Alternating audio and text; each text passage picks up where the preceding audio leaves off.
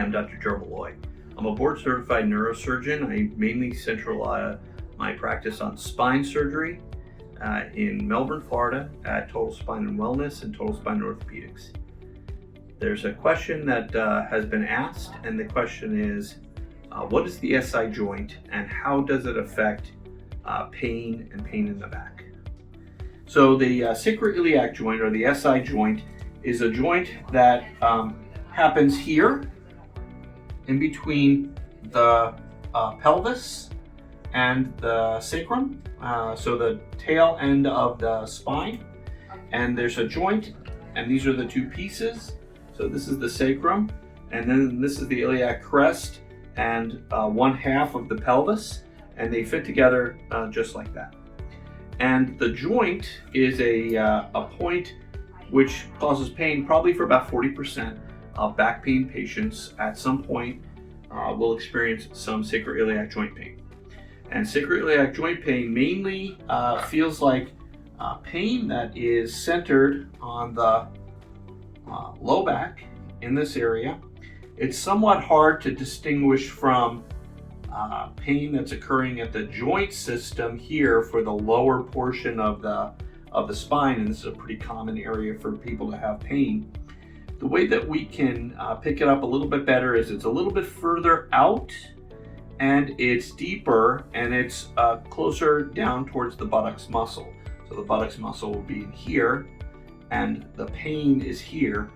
And sometimes we can produce some signs by having people try and do this kind of motion with their pelvis by crossing their legs over, putting pressure on the pelvis this way, and we can reproduce the pain. But for the most part, that pain is distinct and different than the lower lumbar pain. And we have a variety of things that we can do for this. So really within the last 5 to 10 years, this has become a very popular topic because there are some things that have come on the market that allow us to try and help people with sacroiliac joint pain, or when we find or believe that they have sacroiliac joint pain.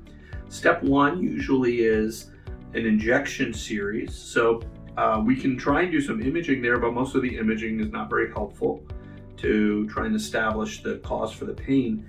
But if we inject here into the joint, or we numb out the small little rootlets that come from here over to the joint, and we do that through a variety of injection types. We do those injections under fluoroscopy or an X-ray system. That allows us to isolate that particular side and treat something that's not the lumbar pain or not a lumbar treatment, and then see whether or not the person has an improvement in their overall pain spectrum. And those injections are done very commonly, and they're really an easy injection to do for people, because we numb the skin and we numb some of the underlying soft tissue, and then the medication which is being injected is usually, at least one component of it is a numbing medication to try and help them with their pain. Sometimes that's enough. Sometimes people will have a good response from an injection to the SI joint and nothing else needs to be done. Sometimes what we'll find is the small little rootlets over here, if we numb those out, those sufficiently numb out the joint and the pain is gone, we can treat this with a radio frequency ablation. It's a similar kind of a technique to an injection, but instead of pushing medicine down the needle, what we do is we take the center core of the needle out and we put a small thin probe down and warm the tip of the needle to knock out the nerve. And that can offer some long-term relief from the pain. Now, occasionally we will have people that experience pain past that point, so that the pain will come back, or the pain will not be relieved by either one of those methods. And then at that point, from a surgical standpoint, we can do a sacroiliac joint fusion. As other techniques in fusion, our goal is to place some kind of a bone, either a dowel or a plug, across that section, and then allow the bone cells to move across that section and form one solid piece. That sounds a little scary to people sometimes, but Really the sacroiliac joint doesn't have much motion associated with it. It's really kind of microscopic motion. So if we look at this and we say, what does the sacroiliac joint do? It does a little bit of motion this way and a little bit of motion this way, but very, very small amount. And because of that, if we make that one solid piece and it doesn't move anymore, people don't experience any loss of flexibility or loss of mobility, and people do very well because it doesn't hurt anymore.